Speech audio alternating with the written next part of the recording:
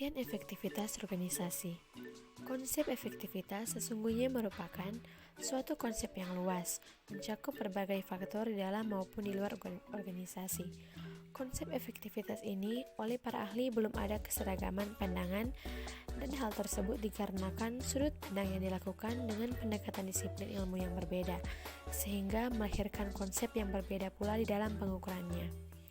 Namun demikian, banyak juga ahli yang peneliti yang telah mengungkapkan apa yang dan bagaimana mengukur efektivitas itu.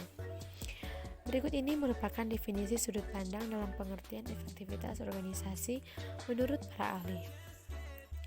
Amitai et Sion mengemukakan bahwa efektivitas organisasi dapat dinyatakan sebagai tingkat keberhasilan organisasi dalam usaha untuk mencapai tujuan atau sasaran.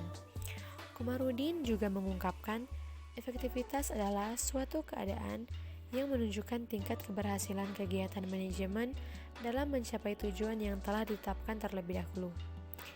De Liangge juga mengemukakan efektivitas adalah keadaan atau kemampuan suatu kerja yang dilaksanakan oleh manusia untuk memberikan guna yang diharapkan. Dan terakhir, Gibson mengemukakan bahwa efektivitas adalah konteks perilaku organisasi merupakan hubungan antar produksi, kualitas, efisiensi, fleksibilitas, kepuasan, sifat, dan pengembangan.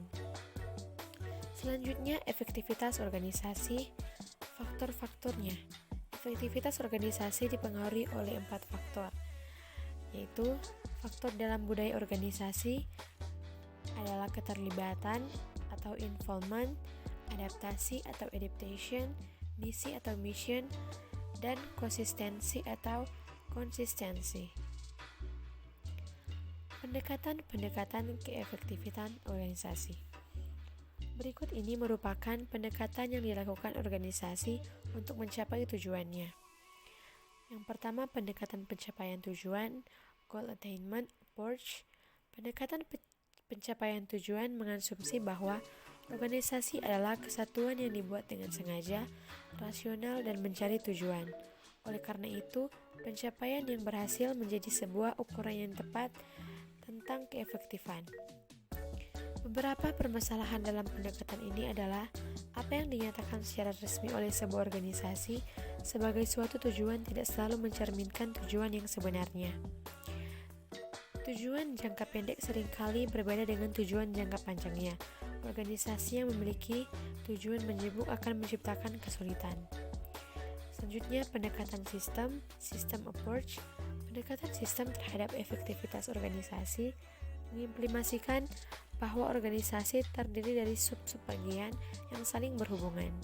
Jika salah satu subbagian ini mempunyai performa buruk, maka akan timbul dampak negatif terhadap performa keseluruhan sistem.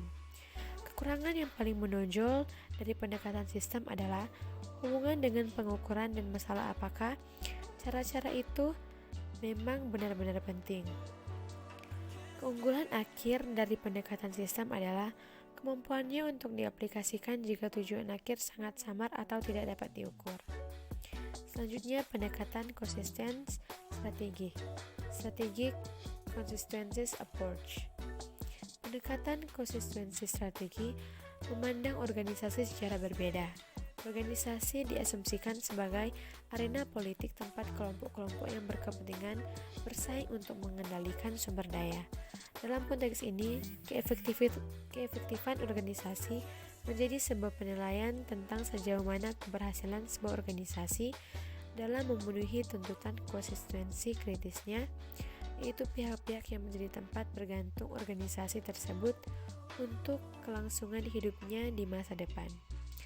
Kekurangan dari pendekatan ini adalah dalam praktik tugas untuk memisahkan konsistensi strategis dari lingkungan yang lebih besar mudah untuk diucapkan tetapi sukar untuk dilaksanakan. Karena lingkungan berubah dengan cepat, apa yang kemarin kritis bagi organisasi mungkin tidak lagi untuk hari ini. Pendekatan nilai-nilai bersaing, competing values approach. Nilai-nilai bersaing secara nyata melangkah lebih jauh daripada hanya pengakuan tentang adanya pilihan yang beraneka ragam. Pendekatan tersebut mengasumsikan tentang adanya pilihan yang beraneka ragam.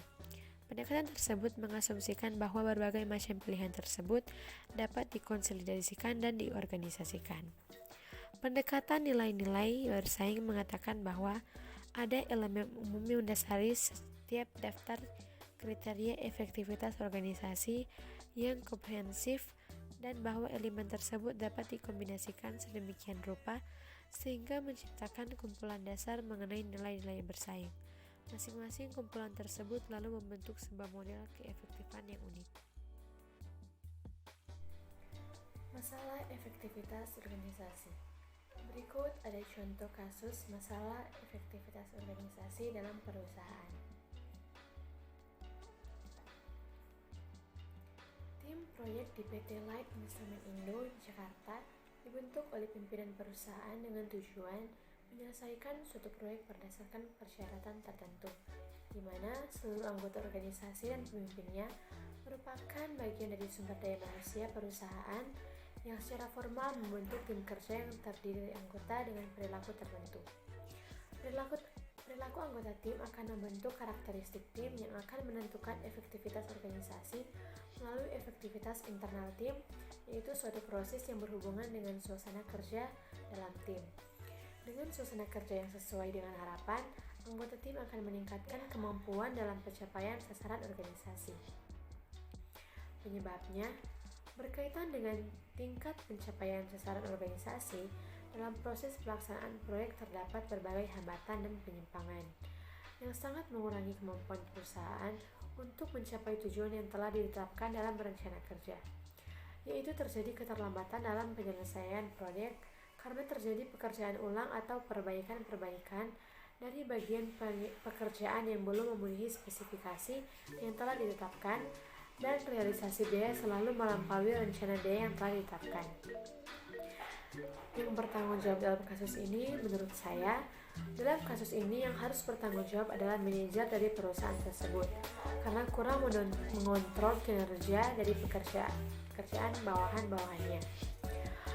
Kondisi saat ini, hasil studi lapangan, pengelolaan data, dan analisis menunjukkan bahwa ketidakjelasan tujuan tim V-1, kurangnya kerjasama antar anggota tim V-3, kepemimpinan yang kurang baik V-5, dan kurang saling memberi informasi V-7 merupakan faktor yang menghambat ketiga tim tersebut.